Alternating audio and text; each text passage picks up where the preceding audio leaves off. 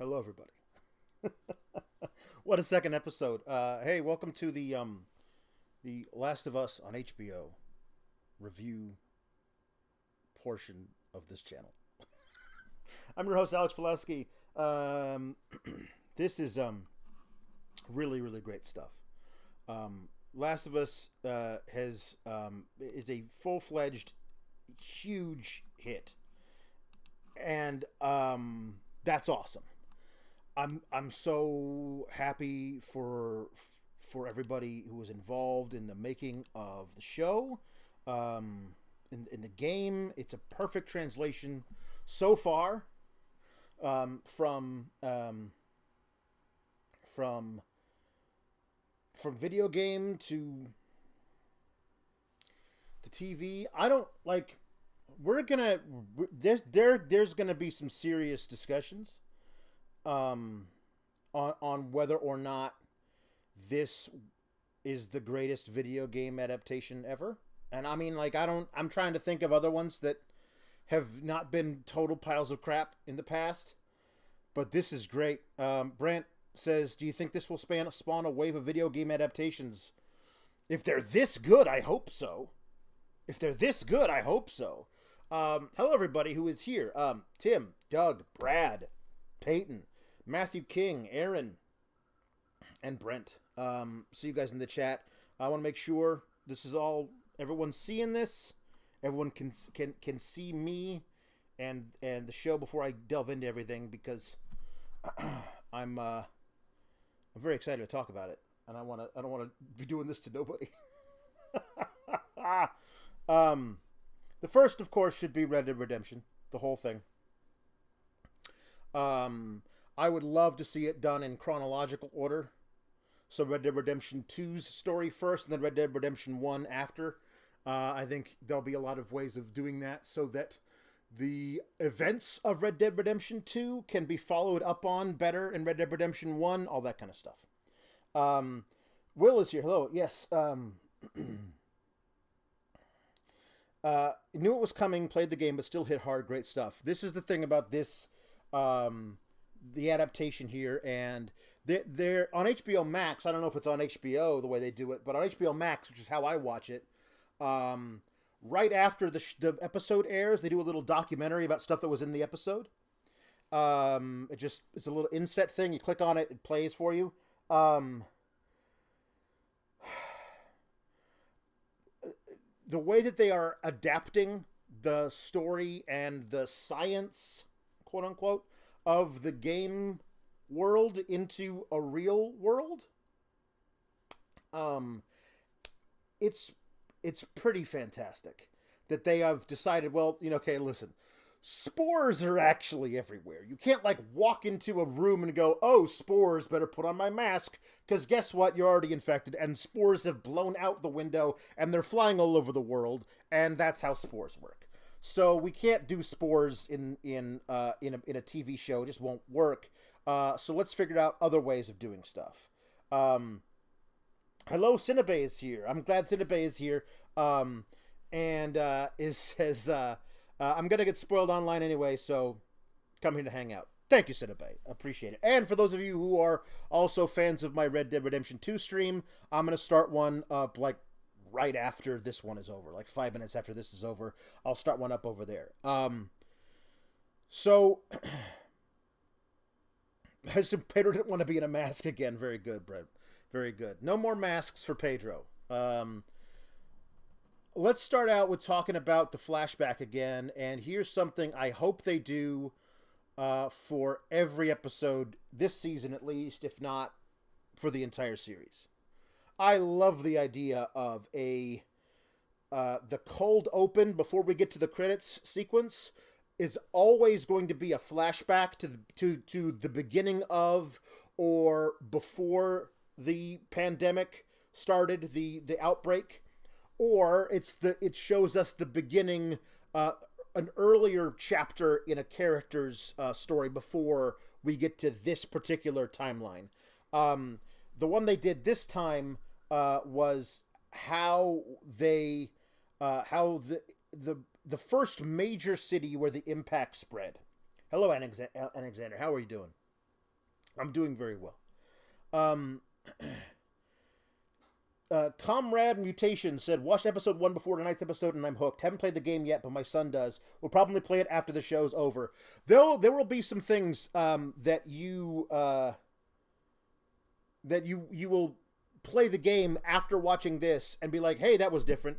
But I hope that if you, because I'm watching it after having played the game, the differences I actually really, really like and respect.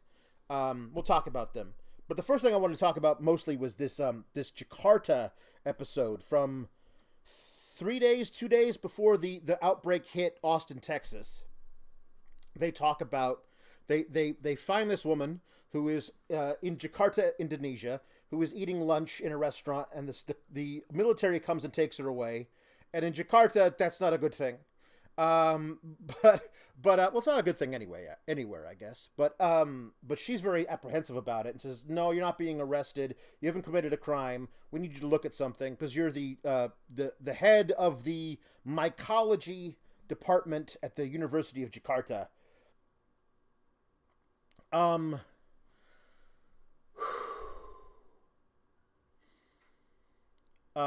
And she has been studying mycelium and cordyceps and other kinds of fungus for her entire life. And so they want her to diagnose what's going on. She immediately is like, this is cordyceps. Why is it on a slide prepared with solution that you use to prepare human samples? And they're like, because it's a human sample. And she's like, that's not possible. And they're like, wanna bet? And so she goes in and examines this dead woman who's got a bullet hole right about yay here. And they show the bite mark, which is full of fungus. She slices it open. It's on her ankle. And then she looks in the mouth and pulls out all those fibrous, horrible things we saw coming out of the old lady's mouth last week. They're still active and alive 30 hours after death. She's been dead for 30 hours. And the fungus is still alive inside of her mouth. Which is creepy as hell. Because the idea being these things aren't communicative after they're dead. Nope, that's not true. Yes, Brett, it made the whole thing feel like World War Z. It's very true. It's very true. So, the first outbreak happens in a grain factory. Like a grain processing plant where they make it into flour. I saw a lot of people discussing online, and I missed this last week, but I love it. There's no Bisquick. They forgot to get pancake mix last week. So Sarah couldn't make birthday breakfast pancakes for Joel or for Tommy. There are biscuits being served, which assume are being made with flour, to the elderly lady next door. They offer them to Sarah. Sarah says no. And she wanted him to pick up a cake from the store so they could have cake for his birthday. He forgot. So they got away. They did not become infected because they didn't eat any of the tainted grain that had been shipped from Jakarta to the United States and all over the world, I assume. And I love that you can trace it back to those specific little weird idiosyncrasies that basically save Joel and Tommy from being infected. It's a really cool way for them to do that. Like, if that's how they're saying it, and it feels like they are, that it was grain processed into flour, and flour is in everything. Joel even says he's doing Atkins. I thought it was a joke about not wanting the biscuits, but if Joel was actually doing Atkins in 2003, like a lot of people were, then he wouldn't have been eating bread at all, and therefore he couldn't have gotten it. Like, it's really, really cool. The World War Z book, the movie's terrible. The movie's terrible. The book is one of the best books I've ever read. If you have not read World War Z, the book, I cannot recommend it highly enough. If you're here talking about this show, I guarantee you the book, World War Z, is right up your alley. Go read it right after we talk about this, and also right after you watch my Red Dead Redemption show.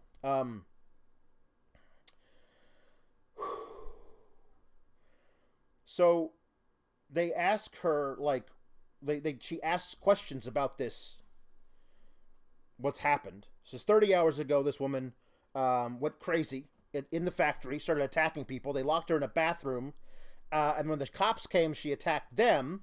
She bit 4 other people, and when the cops came, she attacked them. They had to kill her. That's why she got the bullet hole. And you can tell they're Indonesian cops because there's just 1 bullet hole clean through the forehead as opposed to 75 bullet holes all through the torso. Okay, that would be in America. Little joke. Not really. But she asks what happened to the 4 people. They had to be executed because they turned. Who bit her? The woman that we saw. We have no idea. So that person, they're out there. How many workers are unaccounted for? 14. And as soon as the guy says there are 14 factory workers, we don't know where they are, her hand starts shaking, and there's one of my favorite devices to show somebody being afraid is them drinking a cup of tea with a saucer, and the teacup starts shaking and rattling the saucer. Such a great touch.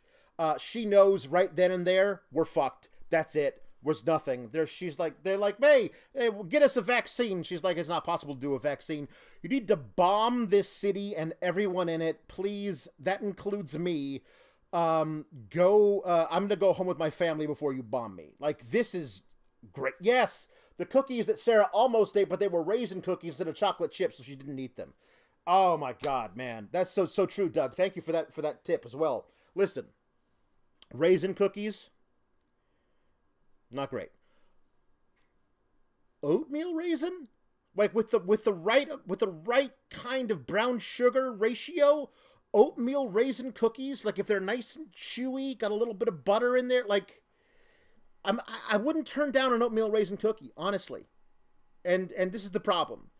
If there's ever something like this, like a fungal outbreak, where if you eat carbs, you get it. Your boy's already dead. I'm already dead. I already have it. I don't look like this because I don't eat carbs. I eat too many carbs. If there's a fungus that is transmuted through any kind of bread product, I've got it already, unfortunately. Yeah, I really love this cold opening. I really love the scene in the beginning between Joel and Tess and Ellie. This is where they start to stray a little bit from things like Ellie. I don't think she tells them that they're going out west in the game until after they found out all the people are dead. Yeah. Like, you guys have just never had good oatmeal raisin cookies. I'm telling you. You never had good oatmeal raisin cookies. My mom used to make the very best oatmeal raisin cookies. I've tried her recipe. I can't replicate it. I don't know what it was. If you've ever had like a really, really good oatmeal raisin cookie, I'm not saying I prefer it over chocolate chip or even other cookies, but I cannot tell you it's bad if it's a really good. Also, lies about Riley already. Very true. There are anybody who is watching this without ever playing the game, which is a lot of people. They can already tell that she's covering up how she was bit, what happened. But we don't know why. We do if we played the game, but if you haven't played the game, you don't. Like it's really, really it's a really, really nice device to give a little bit more intrigue to Ellie than maybe we needed. But it's still great, and yeah. Left Behind's getting a whole episode, or at least sections of an episode. Like they'll switch back between present day and back stuff like that. But it's great. Tim, you just never had a good oatmeal raisin cookie. You never had one. If you say there's no such thing as a good oatmeal raisin cookie, that just means you've never had one. Like, You need to have a good oatmeal raisin cookie. I'm not saying, again, I'm not saying I would rank it above other cookies. I'm saying good oatmeal raisin cookies exist. They are rare, but they do exist. I'm getting sidetracked. I really I really dig the interplay between the three of them, Joel and Tess and Ellie, and how it differs slightly from the stuff in the game. I love how Ellie is immediately like in this version that she kind of identifies obviously with Tess, sees her as an older sister type character to her. Tess is complimentary to her, where maybe other adults haven't treated her that way. The way, like, check out the balls on you, sister. Like the way that Ellie reacts to that, you can tell that actually meant something to her. So that later, when we have to leave Tess behind, Ellie is not about it at all. And I get it. I get it.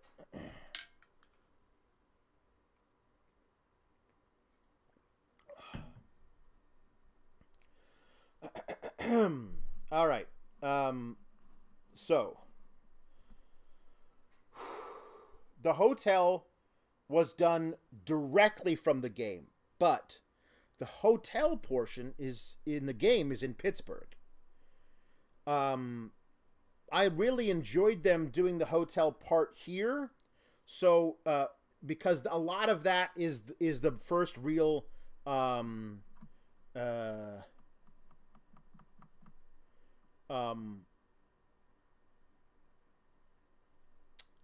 I don't know how to say it. Like, it's the first time we get some real bonding between the characters in the game as well as in the TV show, is the hotel stuff with the piano and her like pretending to like book a suite and all this kind of stuff. The water. I can't swim. Like, we're going to get one of those things. At some point, Joel is going to have to swim away and bring a pallet back to her so she can ride on it. Just once, but I'm saying we're definitely going to do it. Yeah, there's going to be a really cool departure from the game in certain ways. I think the fact that they've already immediately moved the hotel sequence, at least the lobby of the hotel, to Boston instead of Pittsburgh, means that they're going to have to readapt the moment. I can't imagine this not being in the series. The moment from the game, and again, spoilers for those of you who are here. This is assuming that you have played the game at this point, or do not care if you get spoiled. The moment in the Pittsburgh hotel sequence where Joel is about to be killed and Ellie saves his life. That happens in the Pittsburgh hotel sequence. So I'm assuming they have to do that scene. It's a pivotal scene for both of them. But it just is going to happen in a different location. So yeah, there's really, really great. There's yeah, man, there's some really, really great stuff that's coming down the pike. The way they describe, like, if you step on some cordyceps here, then miles away, the infected will wake up and know where you are, and now they're coming for you. I'm not gonna lie, it seems far-fetched. It seems a little far-fetched. We'll see how it goes for a while. I don't mind them like being a couple hundred yards away, which I guess maybe is where they were, but when they like, I guess he shot one, and like the mycelium like sent out its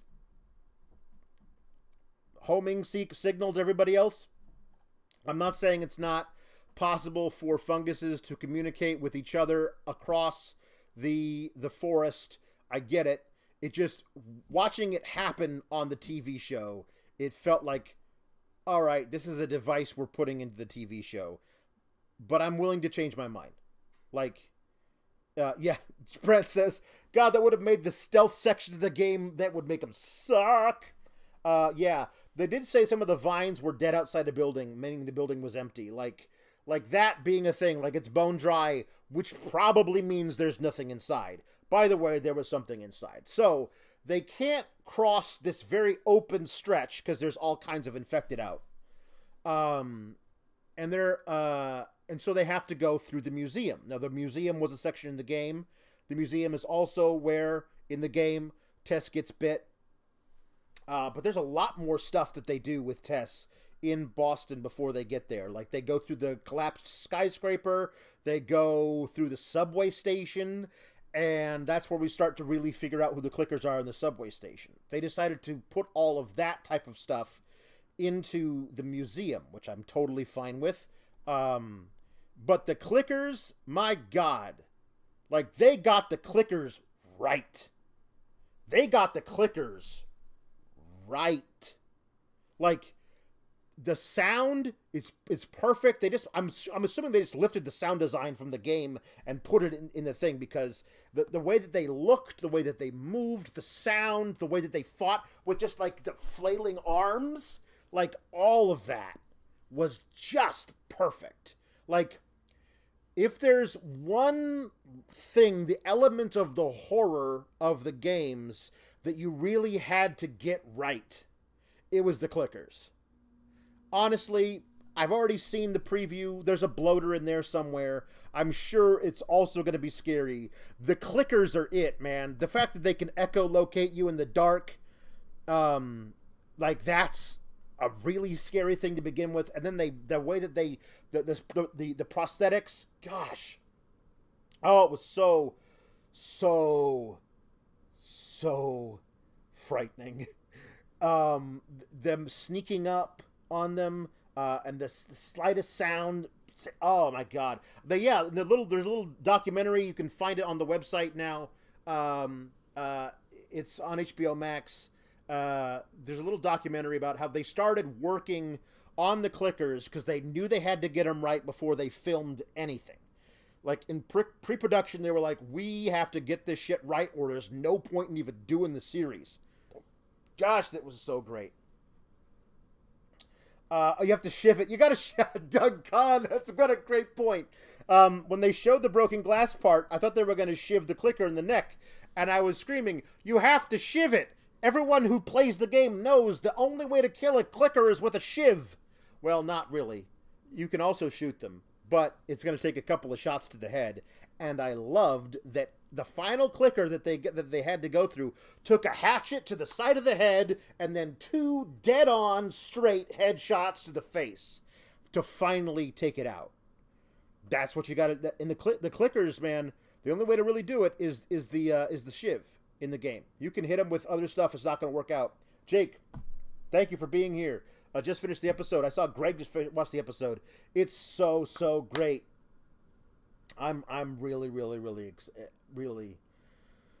excited for where they're going here. I think Anna Torv, who I didn't realize is the woman from Fringe, from that show Fringe, that like weird like X-Files-y Fox show from like 15 years ago. I did not know that was the same woman, but it is. I think she was so great as Tess. Particularly in the moment where she realizes that she is gonna die. She's bit. She doesn't tell Joel she's bit.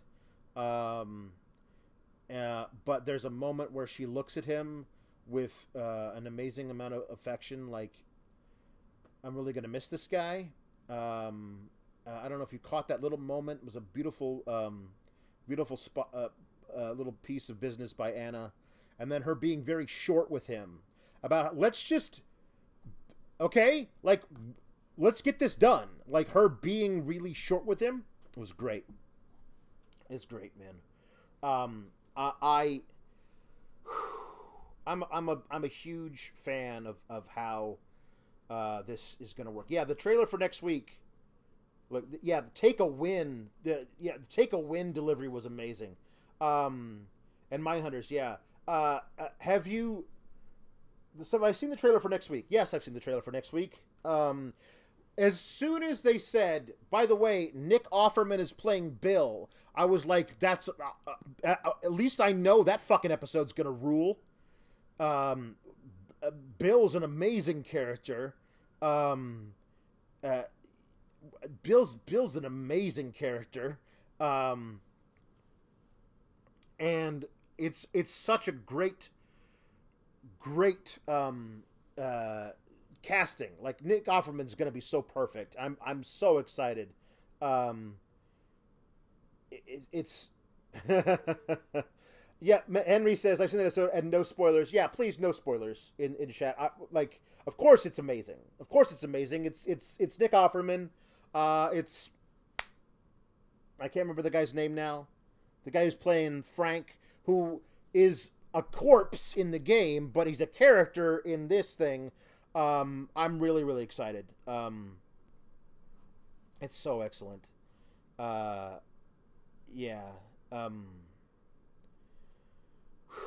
Like the way, yeah, I'm so excited to see what next week brings. We already know that that it's a different. The little Billstown is a different. It serves a different purpose in the series than it does in the game. At least is what it seems like to me. Henry, please no spoilers. Murray Bartlett. There we go. Murray Bartlett.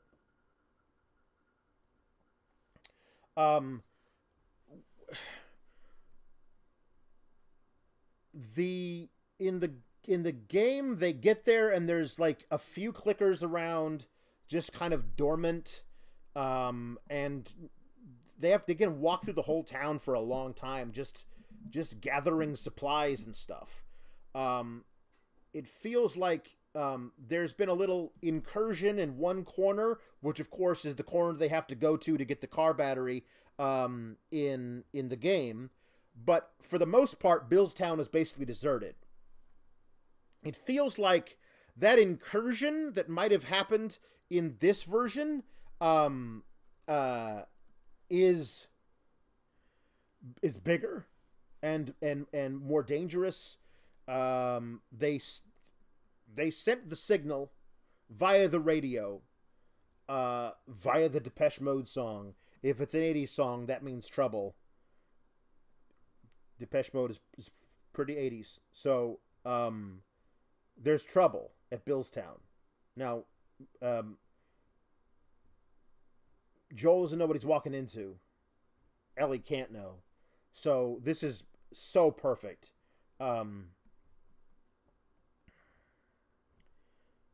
Yeah, I'm just...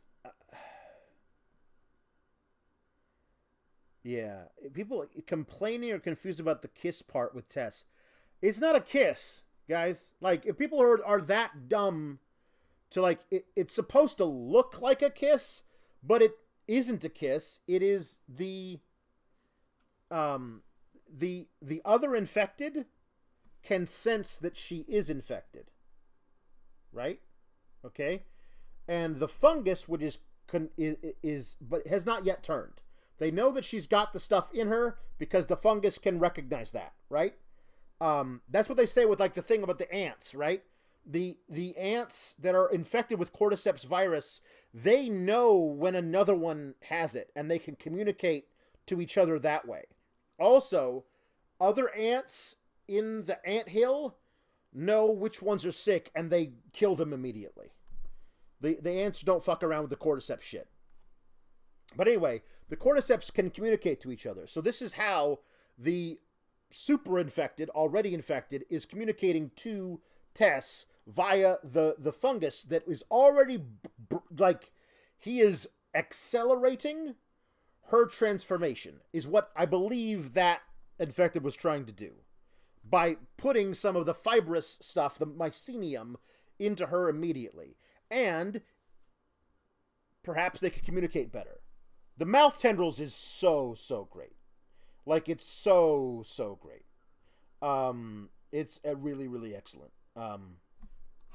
Alexander says, when they walk past dead guys with guns, people that play the game are screaming at the TV. Yeah, I think that, here's one of the things I did like a lot about it, is that in the game, to make sure it's not easy is the wrong word. To make sure that there is that they want you to use as much stealth as possible. That's the kind of horror they're building here. That bullets are incredibly rare, and you start out with a handgun, and that's basically it. You start out with a handgun of one type and a second one in your bag, and only one holster. So you have to like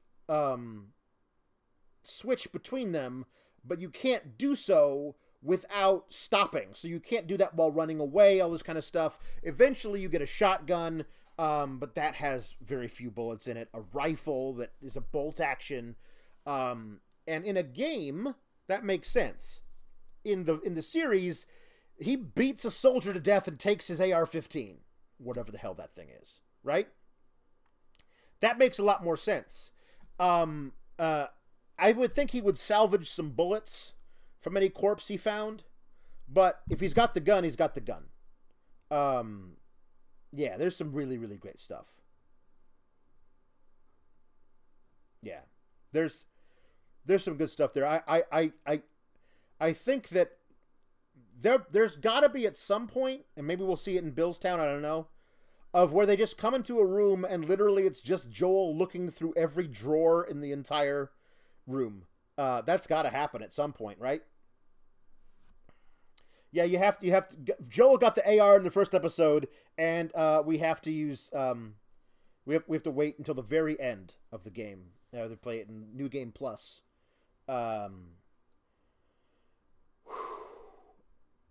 Yeah, I'm over the moon about how they handled everything. I loved though.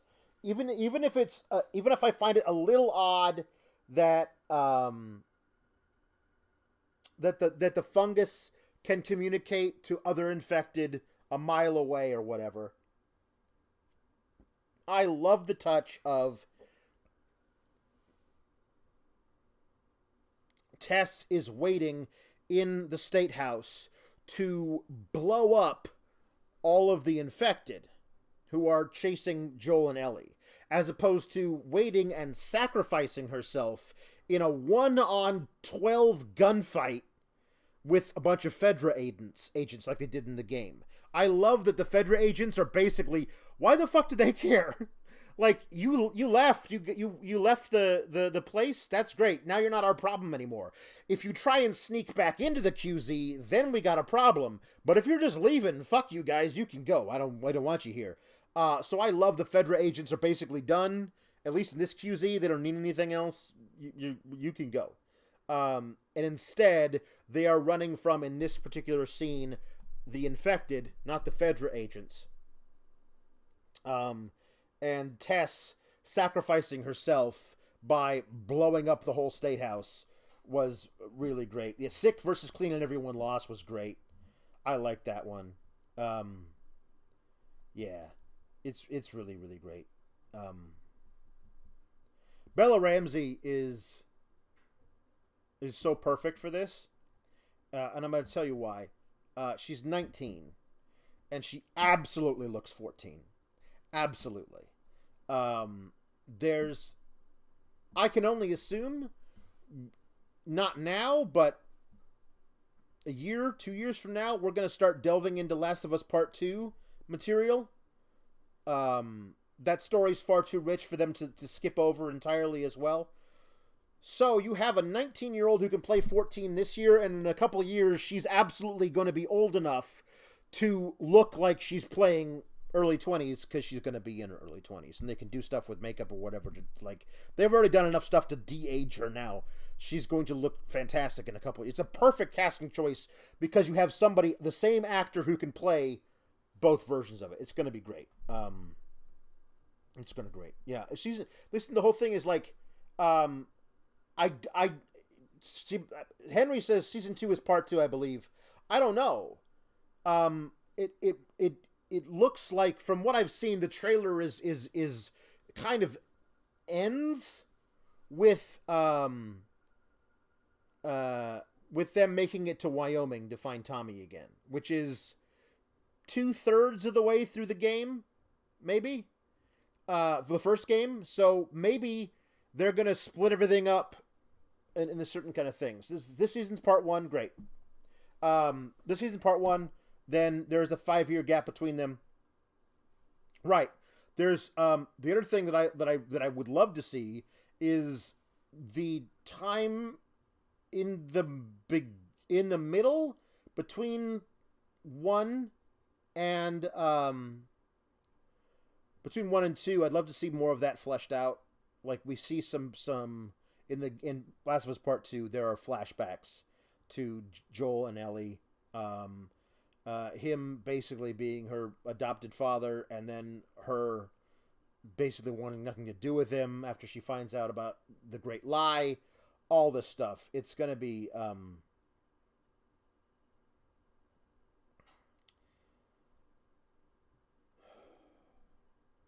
there's a lot of stuff that they can do in the middle to like flesh that out. Um, yeah, there's a lot of stuff.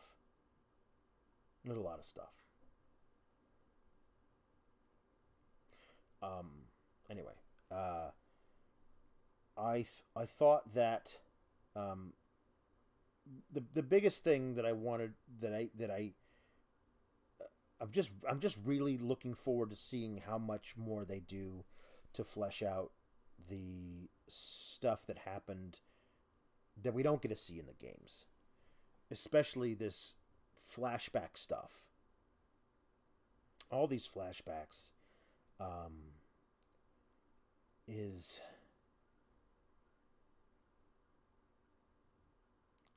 the Jakarta stuff today was so powerful, and I just feel like there's so much more they can do with that kind of storytelling, and I really hope they have. Um, yeah, it's just I really hope they have.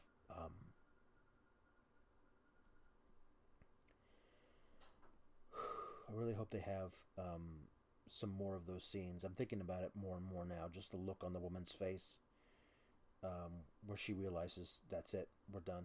There's no chance, no chance. I need to go home and speak with my family. Spend time with my family was just holy shit. It just felt so real. Like you have again. This is what's so great about having the experts in the flashback to start the whole series. That talk show from 1968 or whatever, where they're just talking about. I mean, if there's a cordyceps type adaptation to humans, then we lose. We lose. And then having that followed up by a different expert in 2003 who's watching it happen, who is looking at a cordyceps infection in a human host and says, that's it, we're done. Bomb the entire city. Bomb the entire city.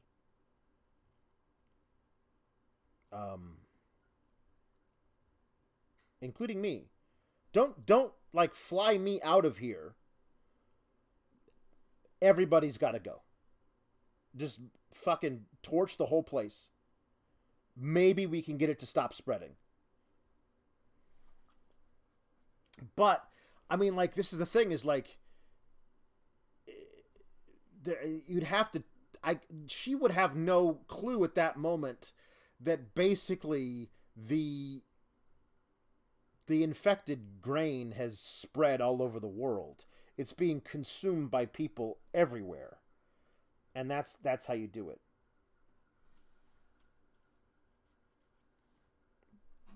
Yeah, I know they're gonna nail the end of the game. They're gonna nail the end of the game. When they the whole thing, like, this is what I love about it is that there we already know that there's apparently going to be some stuff that happens that takes place in Kansas City, which is a locale we never visited in the game, and that Melanie Linsky, the great actress Melanie Linsky, is playing a character called, I guess, Kathleen or something.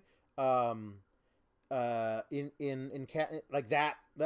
I am most excited because I know they're gonna nail all the shit that's already been in the game because why would you don't need to like diverge from it too much. It's great already in the game. Changing the source, changing the medium that you're telling the story with is not gonna. You'd have to work to screw that up. I'm really intrigued to watch the shit that is not in the game that they're like because then I won't know what to I don't know what to expect. I don't know what to expect at all.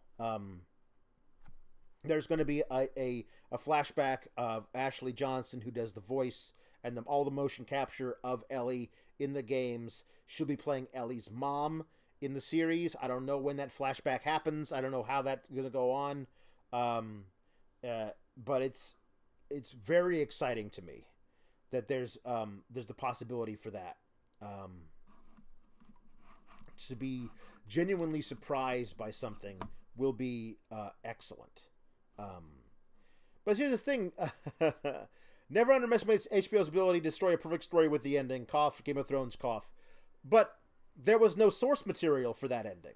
Like, they had to make it up on the fly, right? Like, he hadn't written the books yet, so they were trying to, like, figure out a way to get it done without his story. The story's already there. It's already there. The person who wrote that story, who directed that story for the video game, is completely involved here. In this one, I don't think Neil Druckmann's going to screw it up. I don't.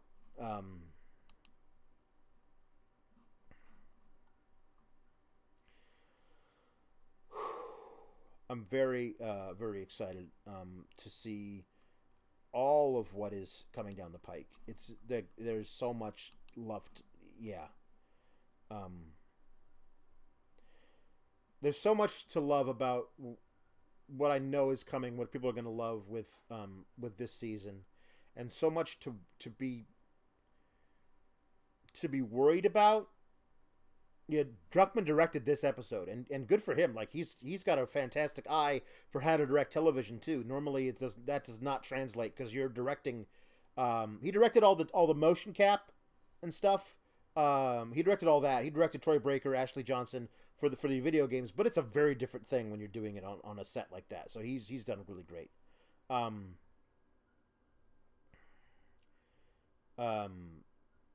But part 2 and the backlash that received, I anticipate that backlash being fairly universal. And they're gonna have. I didn't mind it. I thought it was a masterstroke the way that they did it. So we'll see. We'll see how they handle the dual protagonist stuff from the second game. Like, it's gonna be so amazing. No, I'm really looking forward to it. Offerman as Bill next week. A reimagining of Bill's Town.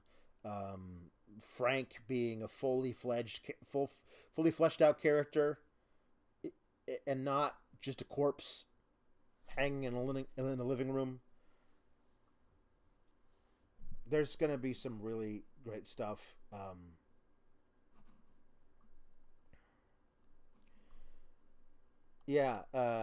It's kind of crazy, that fungus communication thing. I literally just learned about that, says Tim Crushcraw. The Crushcraw, excuse me. It actually happens in nature with trees sending nutrients to each other and warning when a herbivore is near. I mean, I believe it. I believe it's real. I've read about it. I get it. When you have it communicate with living beings, the infected, who are blocks away, it seems far fetched. Even though I know it's not far fetched, but I'll get over that. I'll get over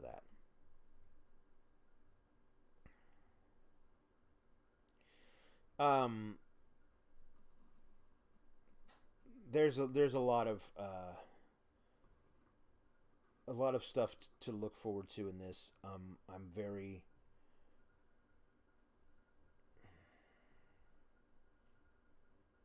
I don't know, apprehensive is the wrong word because that has negative connotations, but I'm I was watching this episode with the clickers and that scene, and I was on the edge of my seat, like worried for Joel and Ellie. And I know that they obviously make it out of there.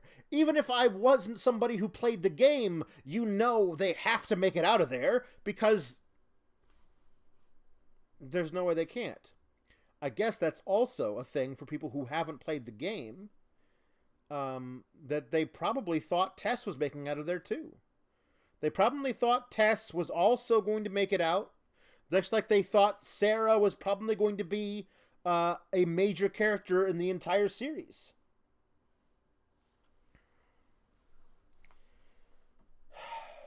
There's just so much to love. There's just so much to love. Peyton S. Hopes they get Abby's voice actor to play her in the show. And Cinnabe, I'm assuming, is joking. I wonder how much they're paying Ronda Rousey for her role in season 2. I don't want that. I certainly don't want that. Yeah, and Alexander says, do you know there's a fungus that gets in your brain and brings you to like cats because the cats have a chemical in their skin that stimulates the fungus? Yes, you're talking about toxoplasmosis, which is transmitted to humans via cats' fecal matter. So this is why you should always get a litter robot for your cat. Don't ever touch their shit. Just, you never do it. Never do it. But yeah, no, it's bad. It's yeah, don't want neither of that. Yeah, Ryan says, I played the game and I thought they might have rewrote it to have Tess survive based on the history of TV. Here's something else that I honestly thought they might have done. Is keep Tess around for 5 or 6 episodes. Then have her get taken out. Because for those of us who are watching, who have played the game, we already know that she doesn't make it out of Boston. But if they changed it and had her make it out of Boston, for the people who are watching who have played the game, all of a sudden it becomes well, is Tess going to survive the whole thing? Or is she going to get killed at some point along the way? And then it becomes us, like, trying to guess, is she going to get bit in Pittsburgh? Is she going to make it, is she going to make it to Wyoming? All that stuff. All that stuff, man. There's a lot of opportunity for them to have done that, but I'm glad they didn't. Because I think that the way they did it was pretty great. Tess basically making Joel promise to take Ellie and try and get that vaccine made just to see if it works, because they talk about all the shit we've done. We're bad people. I think there is a tendency for a lot of gamers who played through the first game to elevate Joel on in a way, a lot of them at least, not all of them, but a lot of them, a good portion, to elevate him, to put him on some kind of pedestal of morality that he is not worthy of. In the game, that man kills a lot of people, and he does so with no remorse. He is the best man that we see in the game.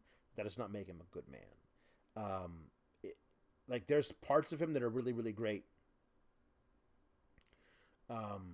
But I do love Tess reminding us and Joel, we've done some fucked up shit, and this is our way to atone for that. We need to get this girl where she's got to go. We have to.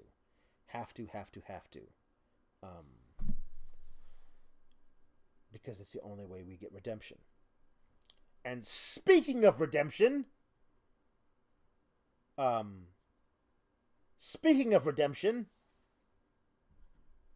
Red Dead Redemption 2 stream starting in about 10 minutes on this very channel.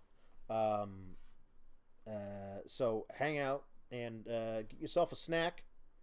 Come back. We'll talk more about it. We'll talk more about it next week. We'll do another one of these next week. There's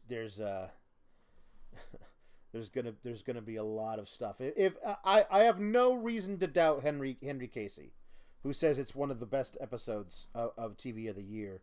I'm very, very, very excited to see next week with Nick Offerman, and see what they do with that episode. So we'll be here next week, same time probably, to do that. For now, though, please stick around.